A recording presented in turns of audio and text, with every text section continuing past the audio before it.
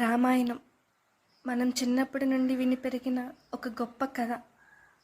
అది కథ మాత్రమే కాదు, మన జీవితానికి దారి చూపించే గ్రంథం. అసలు రామాయణం ఎవరు రాశారు, ఎలా మొదలుపెట్టారు? ఈ క్వశ్చన్స్కి ఆన్సర్ తెలుసుకుందాం రండి. మహర్షి వాల్మీకి, ఈయననే ఆదికవి అంటారు. ఒకరోజు నారద మహర్షి వాల్మీకి ఆశ్రమానికి వచ్చారు. వాల్మీకి అడుగుతారు, ఈ లోకంలో అన్ని గుణాలు ఉన్న పరిపూర్ణ మనిషి ఎవరైనా ఉన్నారా అని. దానికి నారద మహర్షి శ్రీరాముడు అని ఆయన జీవితం గురించి, గుణాల గురించి, ధర్మం గురించి వివరంగా చెప్తారు.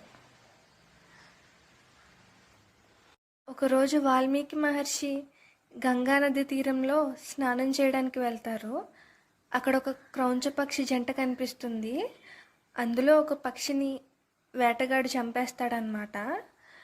ఆ దుఃఖం నుండి సహజంగా వచ్చిన శ్లోకమే ఈ శ్లోకం అండి. నేను మీకు ముందిస్తాను, చూడండి.